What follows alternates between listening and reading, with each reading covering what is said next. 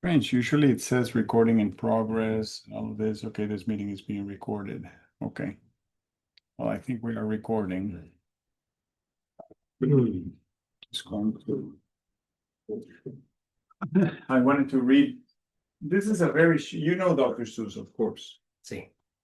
So I read this book and I said, this book or a similar copy of it will be yours one day. Oh, this looks full. Battery, full battery. I didn't charge it.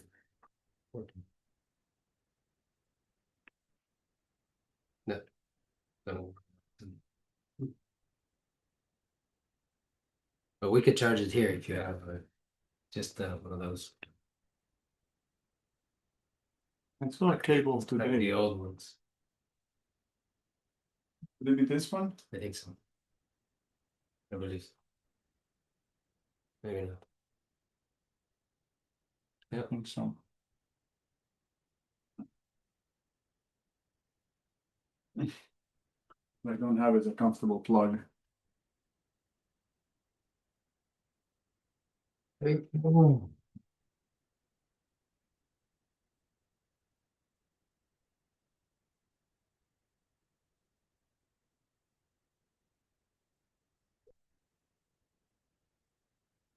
Is there any indication when it's charging? I think the light turns on. Let me see. There's like a little light in the back. I'm not sure it's charging. Let's try another plug just to make sure. Doesn't need to charge for too long. No.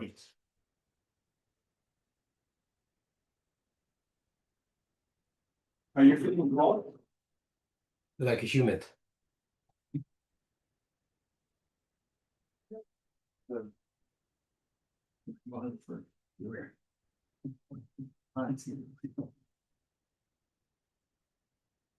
Yeah, it feels humid, you're right.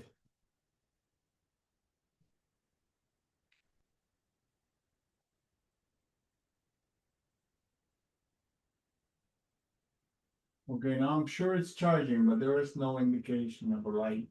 That's okay. It's probably charging.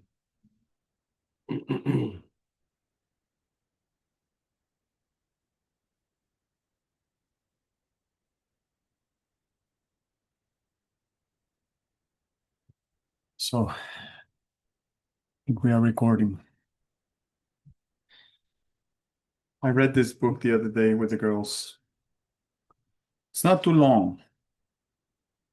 Just as a matter of principle and inspiration, I want to read it to you. Congratulations. Today is your day. You're off to great places. You're off and away. You have brains in your head. You have feet in your shoes. You can steer yourself any direction you choose. You're on your own, and you know what you know. And you are the guy who'll decide where to go. You'll look up and down streets, look 'em over with care. About some you will say, I don't choose to go there. With your head full of brains and your shoes full of feet, you're too smart to go down any not so good street.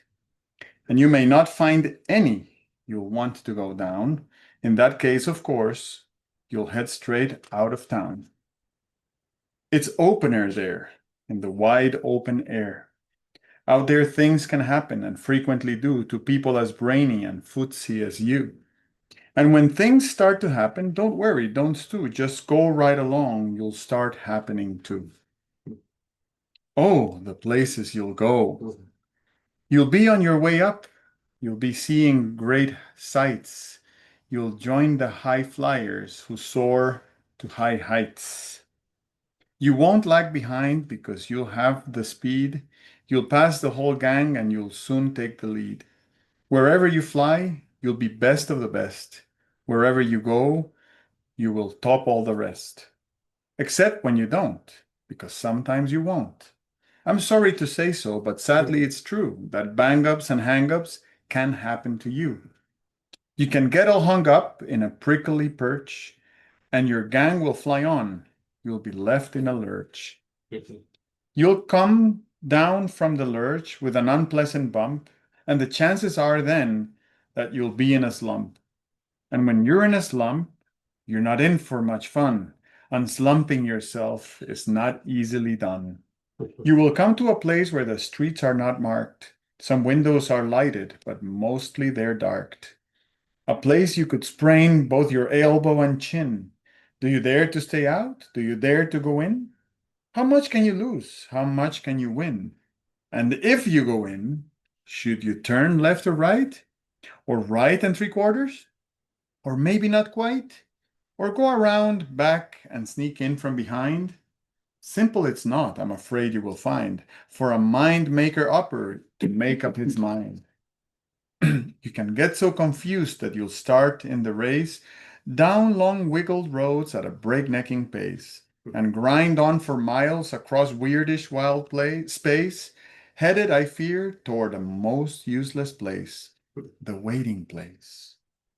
For people just waiting, waiting for a train to go, or a bus to come, or a plane to go, or the mail to come, or the rain to go, or the phone to ring, or the snow to snow, or waiting around for a yes or no, or waiting for their hair to grow. Everyone is just waiting. Waiting for the fish to bite, or waiting for wind to fly a kite, or waiting around for Friday night, or waiting perhaps for their Uncle Jake, or a pot to boil, or a better break, or a string of pearls, or a pair of pants, or a wig with curls, or another chance. Everyone is just waiting. No, that's not for you. Somehow you'll escape all that waiting and staying. You'll find the bright places where boom bands are playing. With banner flip flapping, once more you'll ride high, ready for anything under the sky. Ready because you're that kind of guy. All the places you'll go, there is fun to be done. There are points to be scored. There are games to be won. And the magical things you can do with the ball will make you the winningest winner of all. Fame, you'll be famous as famous can be, with the whole wide world watching you win on TV. Except when they don't, because sometimes they won't. I'm afraid that sometimes you'll play lonely games too. Games you can't win, because you'll play against you. All alone, whether you like it or not. Alone will be something, you'll be quite a lot. And when you're alone, there's a very good chance you'll meet things that scare you right out of your pants. There are some down the road between hither and yon that can scare you so much you won't want to go on. But on you will go, through the weather be foul, though the weather be foul.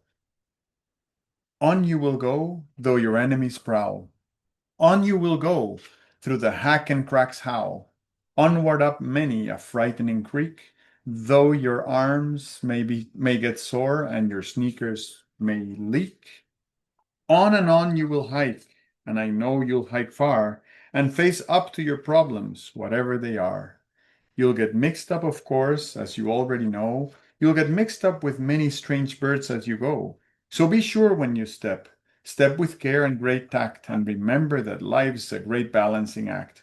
Just never forget to be dexterous and deft, and never mix up your right foot with your left. And will you succeed? Yes, you will indeed. 98.75% guaranteed. Kid, you'll move mountains.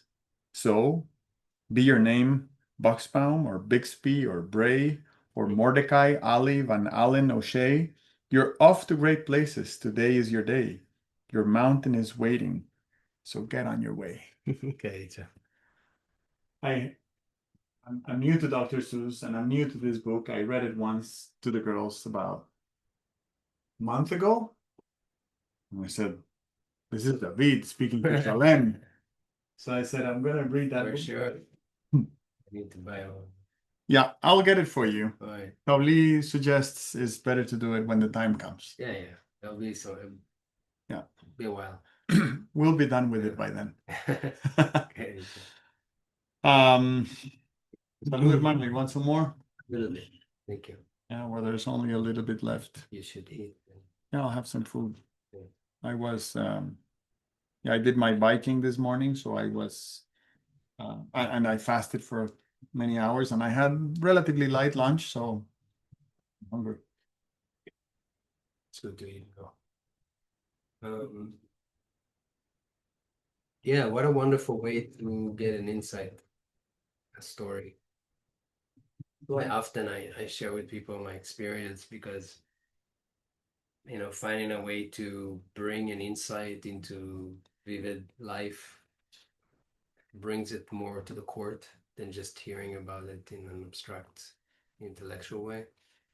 So one of the stories, when you told me to think about stories, for sure is the travel to meet with the Sufi family and stepping into the tent and recognizing that I'm a guest and a host at the same time. Please tell me the story. Okay. So this is when I was maybe 14 or 15, and I was going with a friend's family to visit in the Negev desert. It's a family of Bedouins, Sufi Bedouins, and they were trying to prepare me when we were riding in the car. They were telling me about this family and how they're going to treat me, and that they're going to treat me like angels, like an angel visiting them from another dimension or from God to give them wisdom from God.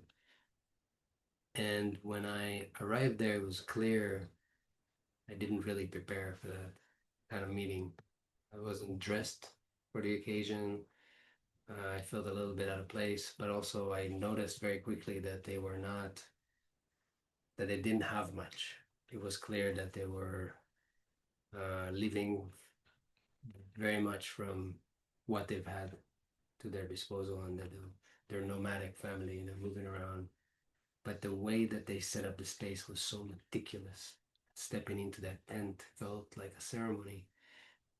Everything was immaculate, in its place. There's a little fire in the center, like a place that they were cooking, and they had all the best of the best kind of dishes, as if they were ready for a feast of a king. And the way that they welcomed me was very special because they treated me that way. I've never had anybody treat me that way before, but on that day, I felt what it's like to be treated as an angel, someone who's walking in to share a divine message. And it had a tremendous impact on me, but at the time, my own, I had an interference. And this is something that we'll talk about, I think, in this book, which is the way that some of our discomforts show up because we are feeling a bit out of place, or something in our environment causes us to feel unsafe. In this case, just not preparing anything to give back when I'm being treated in this way was in the way of me fully settling into allowing this experience to come through. This is a point in the story that translates and connects to how important it is to cultivate a curious, calm presence when traveling into transcendental environments, but also in life in general, to create and that comes from confidence. Yeah, it's a practice. It's something that we, in terms of integration, I think we talk about in different ways of how to come into confidence. In my life, I struggled a lot with anxiety, and this was very useful way to access working with people that have faced anxiety or chronic anxiety in their life. And the medicine helped a lot. And in this case, I started to feel more settled in the space when the people who invited me, specifically the father in the group, was starting to read a poem that they brought to share. And I don't remember what the poem said, but all I remember is that it moved me, that it touched me, that I felt like I could be in the space for the first time. And I felt actually I had something to say about it, because maybe I don't remember what I shared, but there was something that happened to me that I could relate to from what he shared. And I started to feel like I belonged in the space. And this is very meaningful and significant because in that space I was treated like an angel. So it allowed me to step into the shoes of what it's like to be in that kind of position. Now, many years later, I'm taking a good amount of medicine, and a little bit of an insight of how I've been traveling is I would look into a topic that was of a curiosity to me, and that would be my intention for exploring. So part of my journey would usually be about the topic that I'm exploring. And in this case, I was interested in exploring how to be of service to support people in preparing for transcendental experiences. And the medicine places me back in that tent. And so here I am in having a journey in the United States in nature, but I'm back in the tent where I was with that family.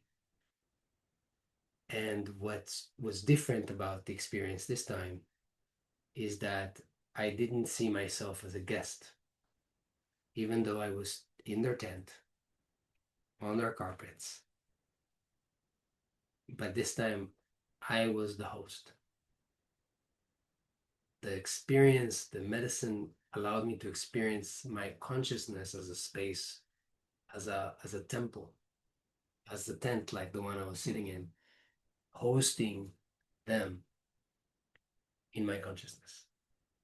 And this is a very profound way to engage. This is not a concept or something to understand or something to um, uh, have as an intellectual um,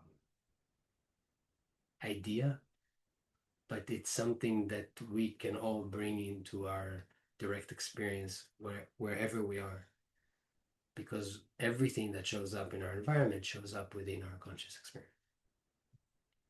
And in this case, these people that were treating me like an angel, I got to host them and treat them as angels. So all of a sudden, I had a whole different experience of this scenario that took place so many years ago. Now I'm allowing them to be my angels, teaching me what it's like to be a host and to treat other people as angels that come from another dimension to teach me something profound. That kind of opening, first of all, guarantees a curiosity and a respect and an honor to whatever shows up in your conscious experience, whether it's an animal flying around, whether it's another person walking in, or a situation happening, unfolding on a busy street. It's all happening within your temple. Of course, everyone is a temple, and everyone has the capacity of exploring the consciousness from that space. But that context for coming into a conscious experience shifts your experience immediately. Because it's no longer that you are having a casual conversation. It shifts, or maybe it could be casual, yeah. But the quality of the experience you're having starts to shift and allows things to occur in a different way. The opening of what you're able to observe starts to gain a different depth to it, because you're in front of many different angels coming in and out. And in ceremony preparation, that is valid also, and in life in general, that is extremely powerful when you approach your own emotions as angels. No anxiety, talking about working with anxiety. If I treat it like an angel coming to teach me a divine message, it's no longer something I try to get rid of. It can be there. It can teach me something. In fact, if I do that, immediately I start seeing with wisdom what it is that's bringing up this sensation within me, which is often that I care deeply about something. And then it's okay for me to have that energy come through, and I can utilize it to the best of my ability and not try to get rid of it, which is the cause of chronic anxiety within people. Trying to get rid of a messenger or an emotion that comes by. And so treating myself, and this is in regards to emotion, but also when talking about, maybe later we'll define this more clearly in the book, but talking about other guests, like my defense mechanisms, or I call them the secret forces, different parts of me that are protective, trying to keep me surviving and thriving and being successful in this life. When they come, I can treat them also as guests within my conscious experience. It's no longer creating a conflict environment within my mental system, if you will, but an environment where different elements of my protection can also have space to be there, and they're not being rejected or fought against by other parts of myself. That can create an harmonious experience of being within oneself, because we're very much compartmentalized in terms of the different elements of what exists to protect us, or layers that are there that rise up to keep us safe in life. This is because we're dealing with a large language model, and for that we need a whole different kind of explanation, but I think we talked about it a bit last time. To bring it all together, this is a way to shift your context, and it's more than something that you do intellectually, something that you do as a perspective shifting quality. If one can do that when they're traveling, one can bring that quality into their life when they're talking to their child, when they're talking to their brother or sister, their brother, family members, friends, co-workers, whoever. If we start to approach it, and many cultures approach it that way. I think I haven't been to India, but I imagine that, saying namaste, just in those words, namaste ji, right? I honor the divine within you. This is what we're talking about here. This is a story that leads one to embody and look for, I am talking to something that is divine. And it's in disguise, a bit like the Godhead, disguising itself as something that's separate from me. But in fact, it is me over there. But we're playing this game where it's showing up for me. I'm a host, but I'm also a guest in the consciousness of the others. So we're sort of meeting within consciousness. And it's, sometimes I'm with you, for example, and sometimes I'm with my wife. When I'm with you, I'm your guest in your consciousness. I want to treat it with respect. I want to maybe leave it even more organized than when I came in.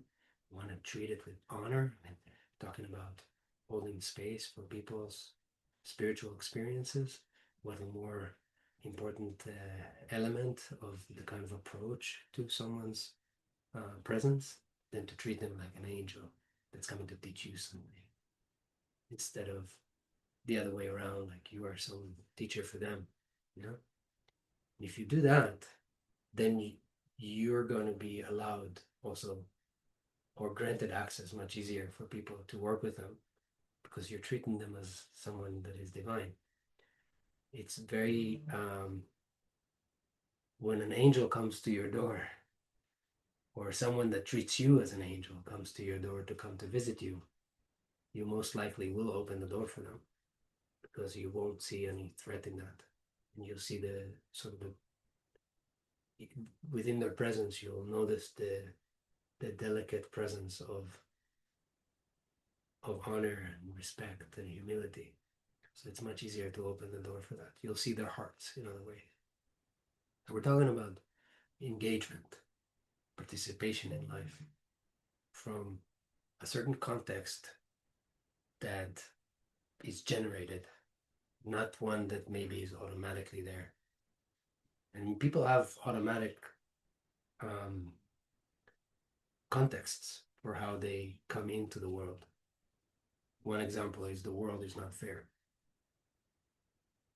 People see it as some sort of a backhanded comment that sometimes people say, but when you look a little deeper, it becomes part of the fabric, or the stained glass window of which people see the world through, a filter in a context layer, because it's not the way things are in nature, at least. you could apply that meaning that something is fair or something isn't fair. But the reality is things are just the way they are. And sometimes you may call it fair, sometimes you may not. So it's certainly not the truth that it isn't fair. But when someone as a young person starts to have this access to large language model and creates this type of statement about the world, then the world starts to occur that way. It's a part of their filter. They're starting to observe through that filter. They don't even realize it. But they even look at situations getting discouraged before they even tried to go for them because it's not going to work out for me. So this is just an example. There's many layers of meaning that can murky the water of the context of how we come into the world. But I guess this story gives us a perspective or an opportunity, at least, for us to practice coming from that perspective. And that doesn't mean you're going to walk around always seeing the world that way. But when you remember to practice this, when you have an opportunity to explore that, to drop into it, to relax into that kind of presence that you're actually meeting with the divine right now, in this very moment, things start to shift. Not only for you, for the whole experience, for consciousness itself, things will start to shift. Maybe you're in a line in a supermarket and something is not smelling good and people are pushing in front of you, but you drop into that place. I'm actually witnessing something divine. There's something divine here. The whole thing starts to occur differently. Now, this is not an affirmation. That's important to say. So in the practice of integration and exploring and practicing something like this, one wants to authentically drop into that. One isn't able to do that, then, there's nothing that can be forced. It's something that you relax into. It's either there or it isn't.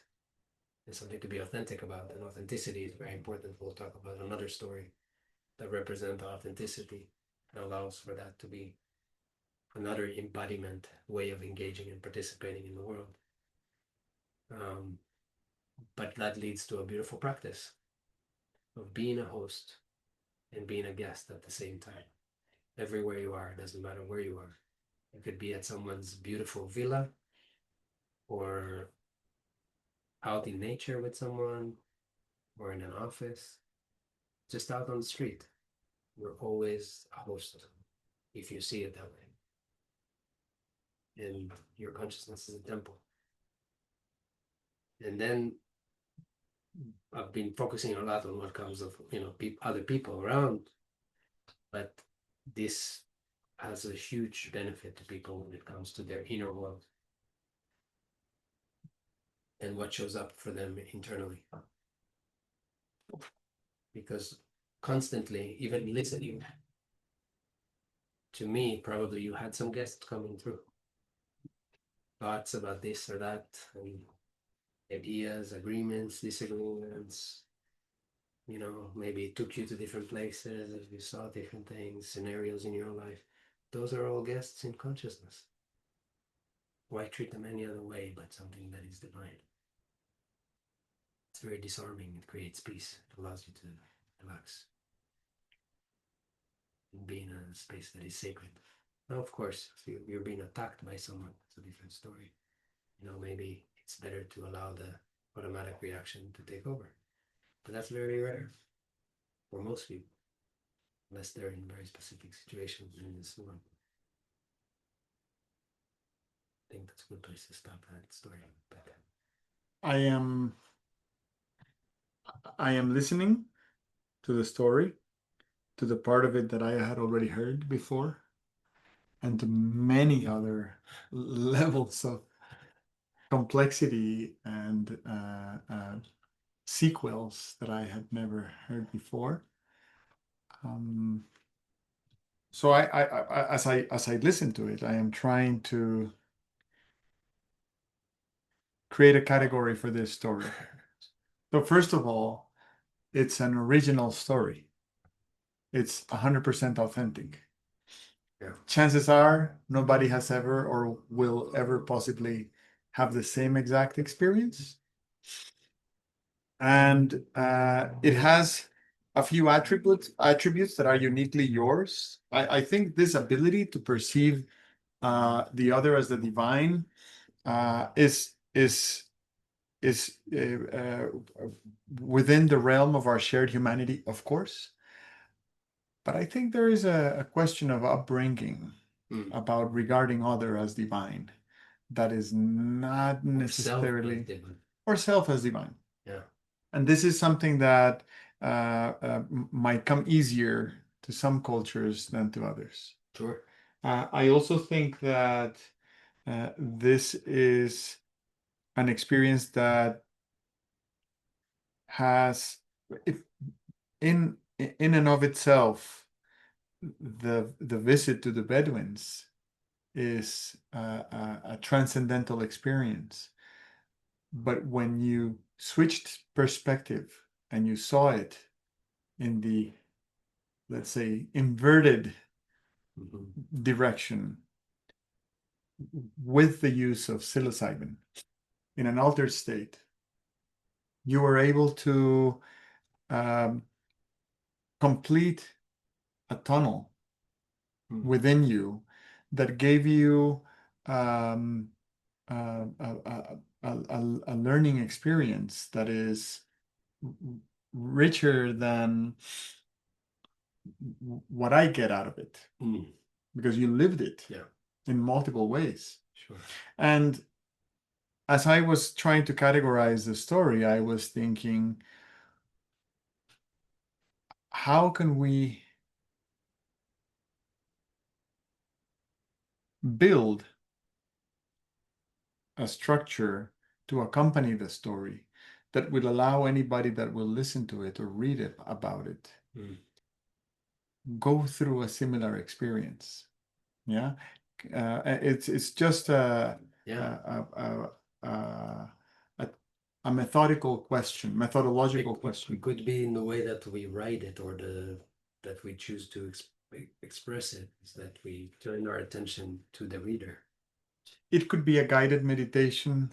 It could be an exercise that you practice. It could be, your homework will be to spend the next 10 days at least once a day regarding the other as divine and Or yourself. something within yourself, like your own heart is a guest in your consciousness. Yeah.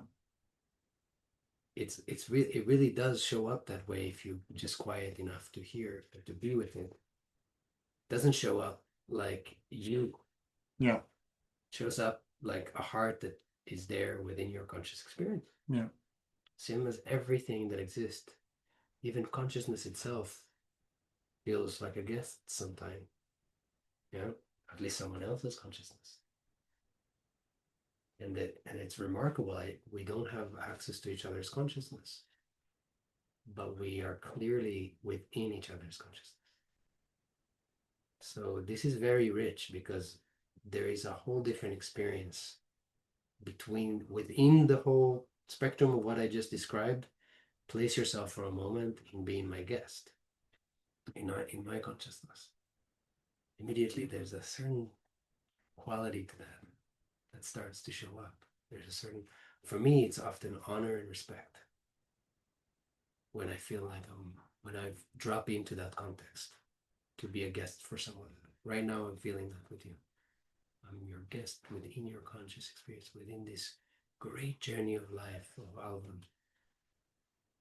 I get to sit with you in that journey, to meet you in this remarkable, endless possibilities, quantum possibilities that this world offers. There's your life. And here I am in that life. Fully get to show up in it. There's a lot of respect that I have for that. To be able to show up for your life at this time, this place. This is why I say it's not something that's why communicating something like this is different than actually practicing dropping into it yourself. And exploring yourself as a guest and shifting to being a host of a whole different experience. Now host me, and be my guest, and host me, and be my guest. It's happening simultaneously. And each one gives you a different quality that you can come from.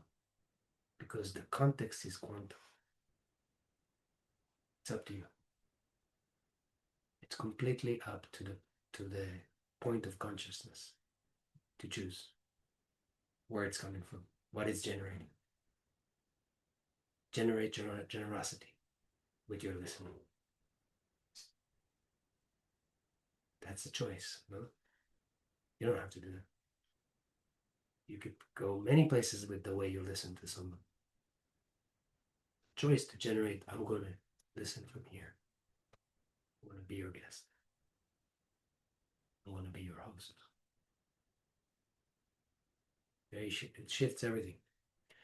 But it's something to discover within oneself. It's not, again, not an idea. It's not an intellectual concept. It's something to explore. So, yeah, if people do it in meditation, we can create a breath exercise of, okay, host the words that you're hearing, and then host your breath. Be a host to your own breath. Host your own thoughts and the thoughts going through. Okay, now be a guest of your own heart. Be a guest. I don't know. We can take it. But does that resonate? I'm starting to drop into see very clearly that stories like this one, and maybe all stories, could have a guided meditation component to them. Totally. So that people can practice something that will feel very natural, because it is, again, and I will say it 300 times, our shared humanity. Yeah. And trying to perceive by experience the texture and the quality of the elements that are part of the experience as you shared it. And again, I think when we started talking about this a couple of weeks ago, we were talking about language. Mm-hmm. And still, you have chosen the language, I'm going to use one of your words, in a quantum way, so that every single word has created a thread of emotion, energy, magnetism, uh, humbleness, sharing, only by the choice of your words. Because I haven't lived that experience, but you made me feel that I can share that it can be also me, that I can go out and treat my family as divine entities, which, if we get into the right space, I will recognize them as such, but I don't normally do. But how beautiful that we can generate that as a practice. Because guess what? Every other place that we come through, maybe automatically, to treat others or to be with others, is also being practiced. Yeah. Whether it's judgment or evaluation of others, or dealing with some people practically to figure out how to handle them, or whatever it might be, in business, family life, different situations like that. Those are contexts that are there, that are practiced. With my wife too, sometimes I drop out of that.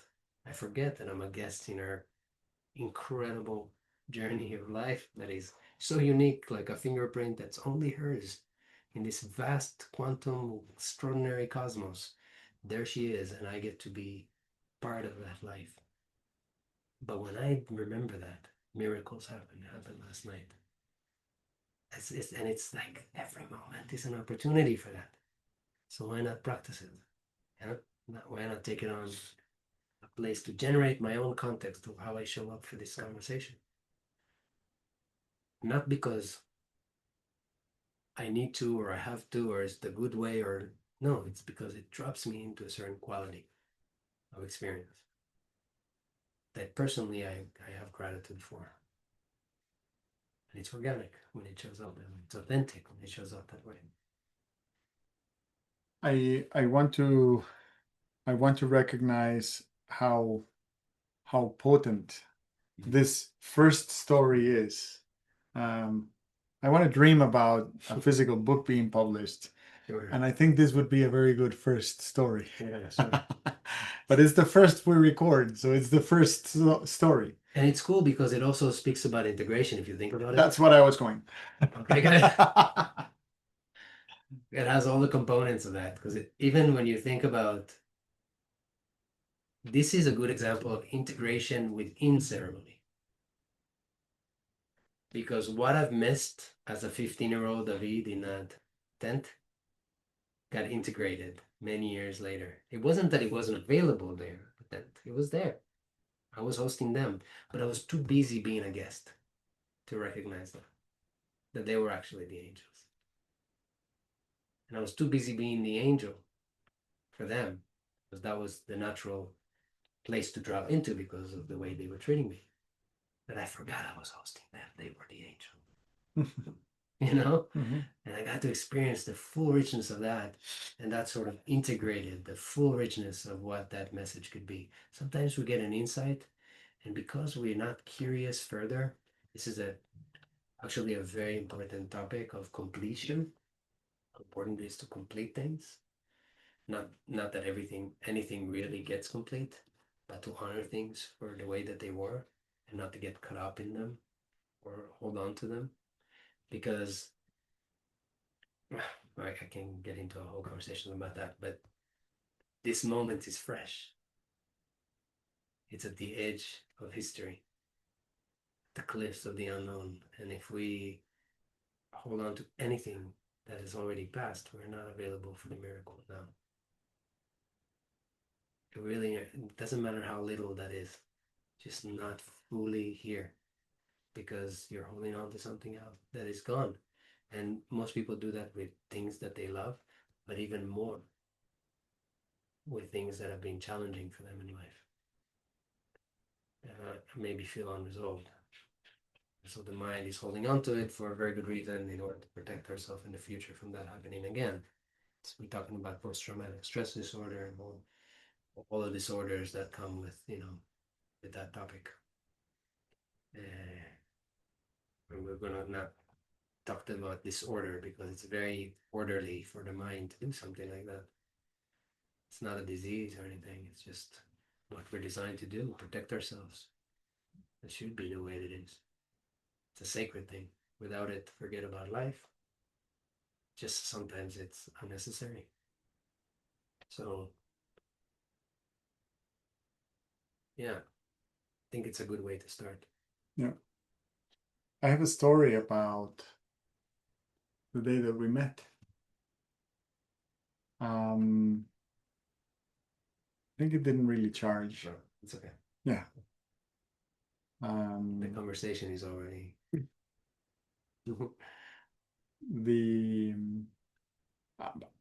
I had my first 2 ayahuasca ceremonies 5 weeks before the day we met. And it was my first experience with psilocybin. But I had heard about psilocybin for 1.5 years already. And I had been researching psilocybin from a legal and scientific point of view, as a process of consultation for a client. So I had no idea what psychedelics were. I was trying to understand where it came from. And after having ayahuasca and knowing that it was somehow in the same universe of experience, I very openly agreed to have that experience, especially because we were testing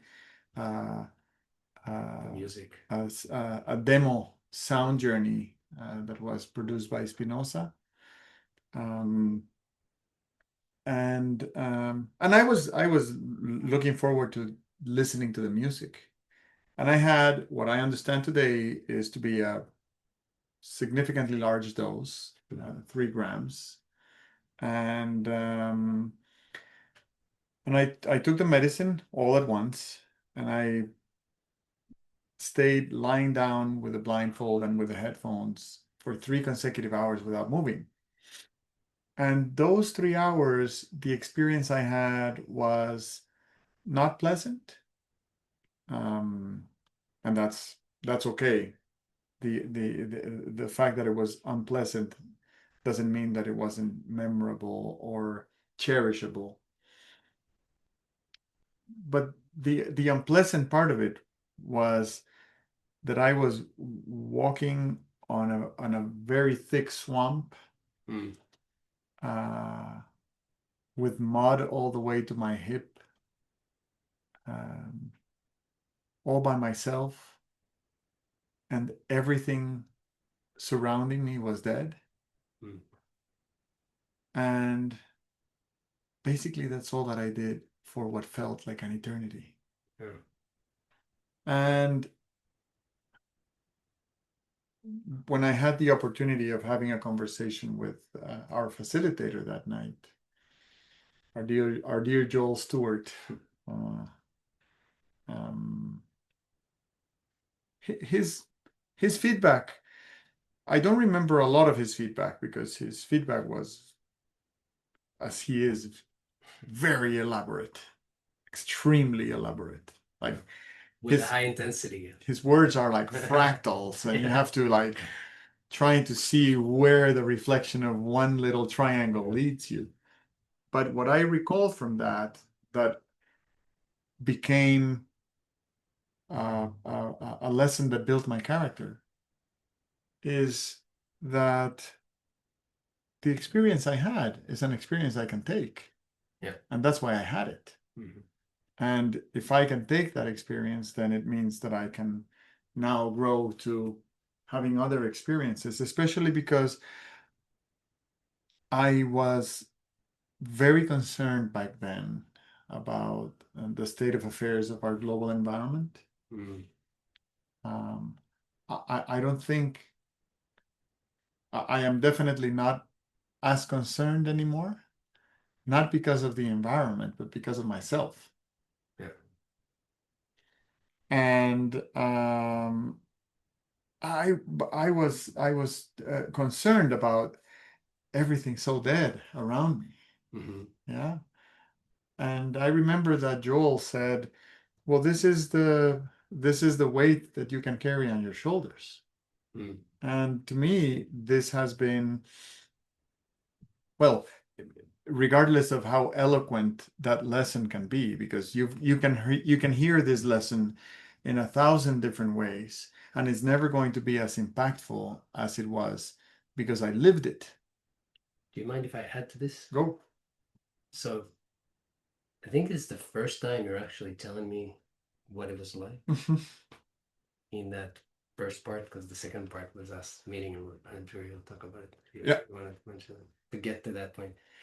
But just not because it's very vivid and it's within your story, I would say what I would say to someone in an integration session, sharing something like this, is I would focus on the emotional experience of that.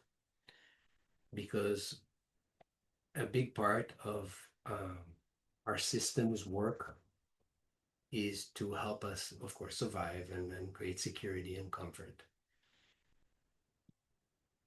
But what's been happening, that we talked about it on the last conversation that we've had here when Danny was behind me. And we mentioned that discomfort is one of the things that is very unpleasant for us. And we try to get away from. And for many people that I've worked with, what I've noticed is that the feeling of stuckness, you're describing walking in a swamp or like being sort of heavy and stuck, that's an emotion that often people try to get away from, which leads people to immediately resist in one way or another, which can create a very elongated experience with stuckness. Yeah. You didn't get a chance to do preparation work before you dived into that journey. Because if you knew to fully embrace the stuckness, you would be shot out to another place. The lesson would have been received. Yeah. in that moment because you're opening yourself to being with what is fully. There's no reason for a lesson to maintain being there if or for an experience to even continue if it's not having something to push against. In other words, resistance causes persistence. Now, it's nothing that you were doing that is wrong. You know, a lot of people when they hear me say stuff like that, there's a part of them that might go, "Oh, I didn't do it well," or something. Yeah, which is very important to recognize or to acknowledge, because it's not what I'm saying. Actually, I'm saying that it's organic response from our system to try to get away from something like a swamp if you're stuck in it, especially if things are dead all over the place. That's something you're not going to want to stay in. You're going to try to get away from that.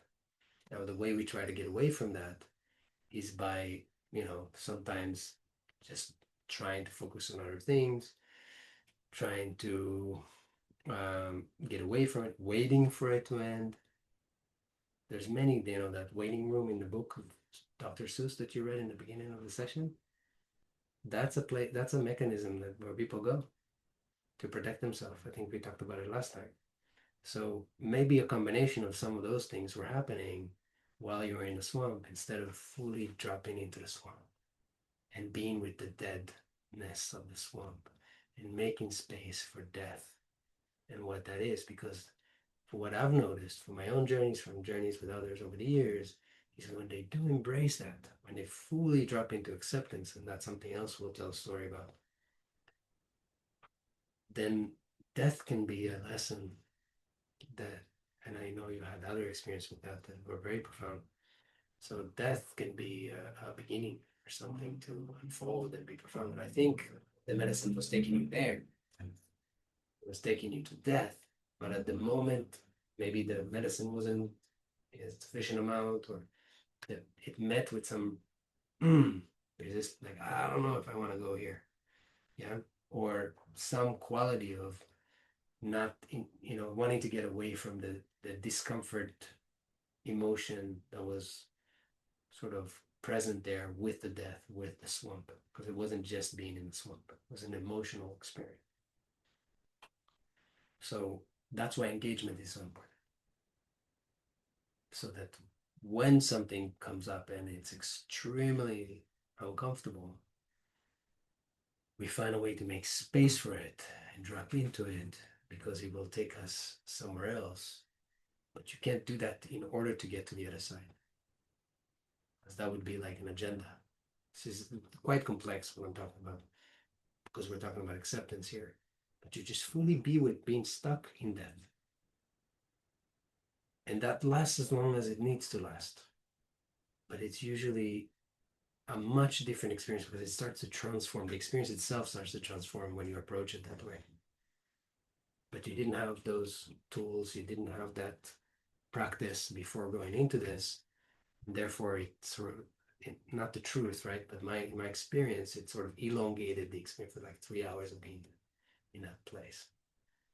Otherwise, it would have probably gone into all sorts of places in which you've seen in other journeys. The medicine took you to many, many places, and even just 5 minutes. You probably had been multiple different environments, learning different things, or just experiencing different things, whether you're learning something or not. So yeah, so that's what I wanted to add to this, because it's such an important part of integration, is to recognize what is my engagement with feeling stuck. And for a lot of people in life, if we dive deeper into that, that starts to approach spaces where we feel maybe that we're being dominated. I'll give an example for that.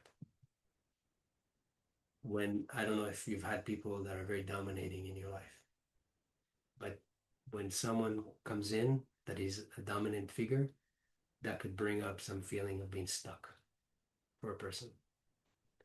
Or if you find yourself in a situation where you have to do things you don't want to do, maybe at work, maybe with, and some obligation that arises, people start feeling dominated by the events in their life from that space.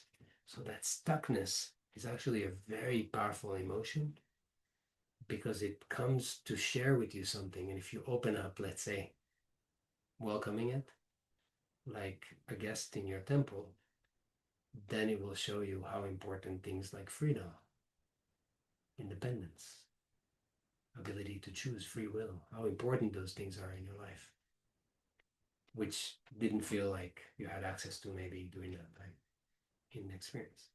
Does that resonate? Yeah. It's interesting that you raise the acceptance concept, because acceptance would be in this context pretty much the opposite of resistance. Yeah.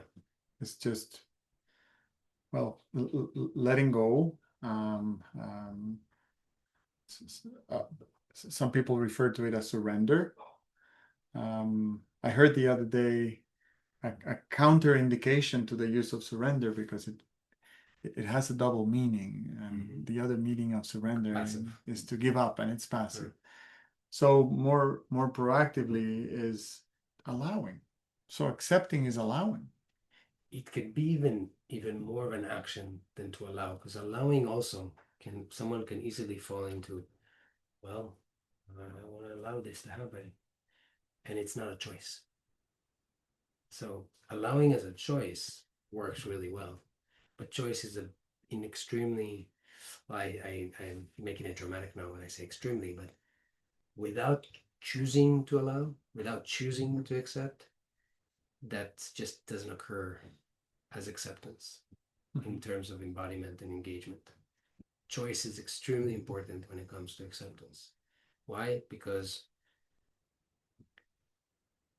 you would never choose to go to a swamp where there's a bunch of death everywhere. You see what I mean? Yeah. But that's where you found yourself. Yeah. And the problem, this is the core of human suffering. This, when I prepare people for ceremony, that's why I make a very big, I stop right there and I try to make it land for everyone. Choice is at the core of acceptance and allowing. Because if you find yourself able to choose exactly what is happening to you, you're not going to disassociate from what's happening. The problem for the human mind and human suffering is it's mostly a product of disassociation from what is taking place, from what is showing up within the conscious experience. And disassociation leaves you having to resist. So if you don't take the step of acceptance as the really first basic step of how you engage, by accepting the way things are and where you find yourself, then you're left only to using force, because you're not on the court. Because there's a part of you that might say, I wish this wasn't the case. Or maybe there's something I could do to change this, which just doesn't allow you to find yourself exactly where you are. So how are you going to start your journey if you're not even where you are?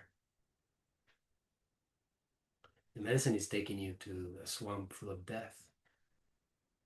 If you're not choosing that, how can you start your journey? How can you go anywhere else if you're not starting where you are? Be where you are. It's a function to choose to be where you are. Only because human beings don't choose what is happening. That's only the issue is there. Human beings have this capacity to go to the large language model and say, no, I don't want, I don't like, I don't feel, that's not for me. That's not what I signed up for. Whatever it is, yeah? But this should not be happening. That's not what I expected. Now, the moment that is the context, this is it. Again, when we shift our context, you're being a guest, being a host, you can also be non-accepting. That's a context of how you're approaching a situation. Does that make sense? Mhm. And surrender is a problem if it's passive because of that. Because if you go into the experience, that's just, okay, now I have to suffer this. That's not acceptance. That's exactly the opposite. That's saying, there's nothing I can do about this. Well, definitely there's nothing you can do about your journey or circumstances in your life in many cases as well, in most cases. You lose and more capacity to be impactful the more you disassociate from what's actually going on. The challenge is it's emotional, what's going on. That's mostly why people don't want to accept. Because if they accept death and swamp, that brings up something else. Yeah. Sadness, grief, all sorts of feelings start to come up. Yeah. That's we'll talk about that, but we're designed to procrastinate those Yeah. emotions naturally. I realized today the unpreparedness that I had that day. Yeah. Compared to the preparedness that I have today.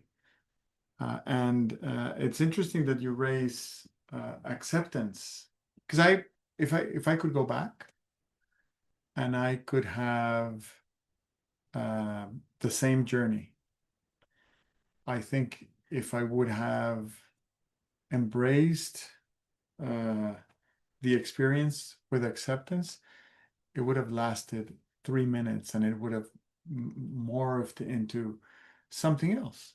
Absolutely. And yeah, so it was a great experience in that sense. And if I can connect that to integration, and then I'll connect it back to you. If I connect it to integration, sometimes when we complete an ordinary state experience, even if it is a hike in the mountain or a run in the city,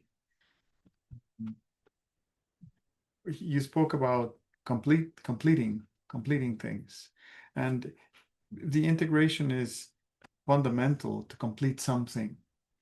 And sometimes it's not very clear what that something is, and we need to spend some time and effort, and hopefully with some guidance to try to identify what it is that needs to be completed. And if that process is not done intentionally and consciously, then we linger in some form of in between state between the ordinary and the, well, altered state. I think we need a better word for altered. And that is not necessarily as a place of healing. It would be the equivalent of remaining in turbulence when you are taking off or landing or in cruise flight. Eventually, you want to get out of the turbulence. It's not normal and it's not comfortable to be in turbulence the whole time. So, yeah, imagine trying to listen to me telling you this story that I told you about being in the tent while you're in the plane with extreme turbulence. How much would you have been able to take in, really? nothing. I would be Yeah. thinking about something else. Emotions would be different. People don't recognize most, even for me, how important it is to wait until our mud settles, or to intentionally even reach a way to say it is intentionally supporting ourselves in settling the mud within our consciousness so we can see clearly. Yeah. That's from in the Tao Te Ching. Okay. They talk about that in a different way, but it's like, do you have that patience to wait until your mud settles? You get upset or something got your stress levels up, or something at work is not working the way you thought. Do you have are you willing to allow your mud to settle before you start taking action? If you can. You can afford to, unless it requires immediate action, right? Can you bring yourself to a calm state and then look at things fully from that position of being richly there, embodying, fully embodied and clear. Most of us don't wait for that or don't allow for that settling to happen. So as soon as I came out of that experience, and 2 or 3 hours before speaking to Joel, I met you. And I was having physical discomfort. I really needed to go to the bathroom, and I was having a hard time walking. I was feeling dizzy. I was not. My eyesight was very weak, so I felt I needed help, and you offered help, and I received it uh, openly, and we had just met, and we held each other shoulder to shoulder. And I don't have a very good recollection of the conversation, especially not of the 2 hours that we spoke. But I remember that the beginning of the conversation, probably I asked where you were from in a very intrusive way, as I usually do. But because I'm fascinated about people's cultural backgrounds. And you told me you were Israeli, and I guess I must have said something in Hebrew. Maybe. Yeah. And then we spoke for a while about peace. Yeah. Very quickly, the conversation about peace became a very constructive dialogue, which is very rare. And I don't remember thinking it back then because I was still in an altered state, but it has never changed in me the energetic harmony with you regarding our ability to constructively establish dialogue about peace, in peace, for peace. Sure. And this is something that is a common denominator in the brief integration sessions that we do with our groups and our communities. Peace somehow shows up. And I think for a few ceremonies, we have intentionally opened the space with peace. Yeah. Very tangibly with a candle that represents peace. And peace has multiple definitions and versions and applications and interpretations and attributes, but two of them are essential. One of them is forgiveness. And as far as I understand, I could be wrong. I could be very, very wrong. But as far as I understand, forgiveness is a conceptual institution that was contributed to humanity by Judaism. I could be wrong, and if I am, please let me know. At least maybe, I don't know. It was institutionalized. Maybe institutionalized. As a I'm sure it took place naturally. Textual, with, yeah, probably. With But as cavemen, and you know, imagine that was textual forgiveness, like let's spend this day forgiving, and let's make it into a spiritual or a holiday, a dedicated time to step away from our ordinary tasks and focus just on forgiveness and making sure we create a completion and a new page. Or this is a tribal practice. Wow. So the second element is acceptance and everything that comes with it. Yeah. And in no particular order, because it is very difficult to accept when you are unable to forgive. Yeah. The thing is about acceptance is it's very subtle, because it's a context quality.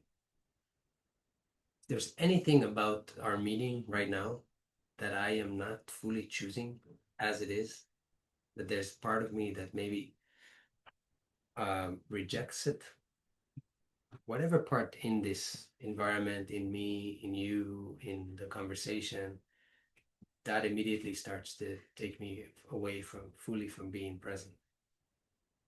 Does that make sense? It's very subtle in its quality. And also, if I fully accept things, nothing changes. Things are the way they are still. But I'm no longer rejecting the way things are. I'm no longer waiting for them to shift. I'm no longer participating in that they shouldn't be the way that they are in any way, shape, or form. That's very subtle because things are still the way they are. They don't change. But they can change.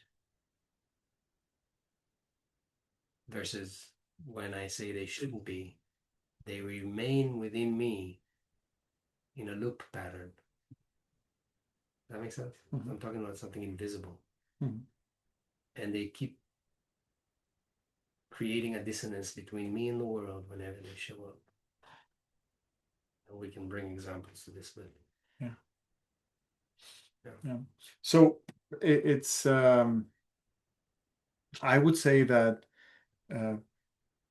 peace, whatever we want, the meaning, whatever meaning we want to give to peace, is uh, a very useful set of tools to um, embrace integration. Mm. And to, but I mean, ultimately, I would say that one way or another, what we all want is some interpretation of peace to a certain degree. That's what we're all Like an looking for. embodiment of it. Yeah, yeah, and feeling uplifted, or feeling relieved, or feeling Light. comforted, Yeah. or feeling light are all different nuances of what we could describe as peace. Yeah, there's something about being in the eye of the storm or at the center of the circle. Remember that kind of diagram that I do in the ceremony for preparing people? Hola, venga. Ah, está perfecto.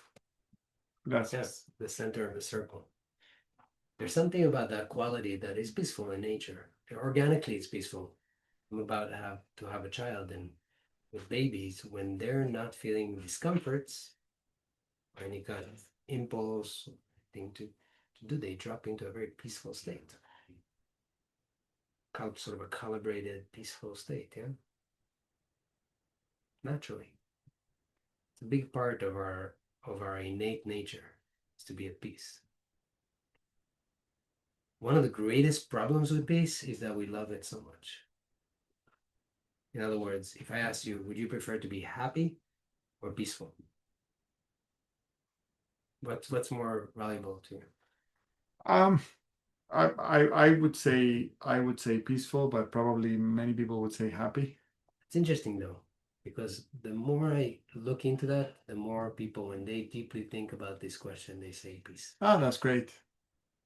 That's good to know. Because there's a quality that's more sustainable with peace than with happiness. Now, I'm not putting happiness down by saying this, right? Like there's no judgment towards that experience of excitement and judgment or happiness or joy.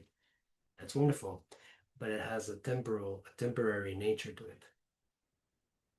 Peace doesn't have to have a temporary nature to it. In other words, you can sustain peace over much longer periods than you can sustain happiness, because happiness is an expression of gratitude or at a certain degree. It has a temperature to it. Yeah? But peace is it's in that calibrated space, so at least the way I see it, or it's been shown to me, if you will, within myself. It's like I can be at peace and be sad. Mm-hmm. I can be at peace and be happy. Mm-hmm. I can be at peace, be grateful. I can be at peace. It doesn't reject anything. I can be bored at peace. Mm-hmm. Yeah. I can be everything at peace. I can be peace with my own mind, angry with someone. I can be at peace with my own mind, not wanting to forgive someone. See what I mean? I can find peace in the fact that it's my system doing something naturally to try to protect me. That is that, when we talk about this, it's important to talk about how we are not, we have within consciousness, there's many layers, and some of these layers of protection can exist within consciousness itself, and they don't have to take over the whole system. Sometimes they do, but as soon as one starts to calibrate, maybe from anger or frustration, there's a part of them that can be at peace. The problem is that very quickly people go to other places like guilt, or shame. So they don't spend as much time in that peace, and they don't calibrate. This is really the issue we talked about last time. People don't calibrate. Mm. But peace is a calibrated move. When you are calibrated, you're at peace. There's no question. You drop into it. It's like a relaxation into something that is natural in your beingness. It's innate. It's not something, it cannot be a goal. It's already there. So long as nothing else is in the way. Does that make sense? Yeah. That's why organically everybody drops into a very peaceful, delicious environment at the end of ceremony. Yeah. Regardless of what journey they had. Some had like very tough journeys, but they drop into peace with everyone else because it's a calibrating sense. Because it's enough that just a few people who are like, so that everybody starts to calibrate into that, Okay. That's also something that we cultivate as facilitators. We sort of come in, very like organic, okay, no pressure on anyone to share, and it just starts to be like, and they start feeling like this. It's become delicious because you're in the presence of something divine. People just came back from touching profoundly mystical connection, and they share about it. So even if you had a very difficult experience, very important, if you had the preparation of engagement and participation the way we talk about this, then it doesn't matter where you went to. It's never too late to drop back into acceptance. And sometimes people do it at the very late process in their journey. They might have had, a experience like yours where 3 hours was just, resistance, just dealing with things that are uncomfortable, wanting them to go away. And then, but at the end of that, even, when we started to talk, we went to peace. We were talking about peace too, but it was pleasant. No, I mean, it wasn't unpleasant anymore. No. Everything shifted. Yeah. Yeah. And I don't remember it myself, like all the conversation. I remember more now that you talked about peace. Yeah. I remember the presence, your presence, how much I enjoyed being in your presence, how much it felt sacred to be in your presence. And I think that's the project for mankind, at least at this point. It's presence. not anything else really. That's where we find ourselves, like at the tipping point of shifting from intelligence, which is a game we played for a long time, presence. I think the new most valuable commodity that most people don't realize, the new gold, if you will, the rarest thing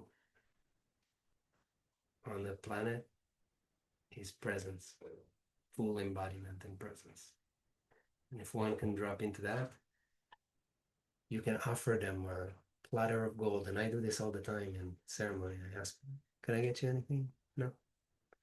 What if I brought you a private jet to fly anywhere? No, I'm good right here. Exactly where I am. Me and this tree over here. Me on the floor here. I'm good here. What about $1 million? No. There's a desirelessness state that people drop into, and it's peaceful. Yeah. I think that's what philosophers and spiritual guides refer to as impermanence. And I resonate with the concept of impermanence as a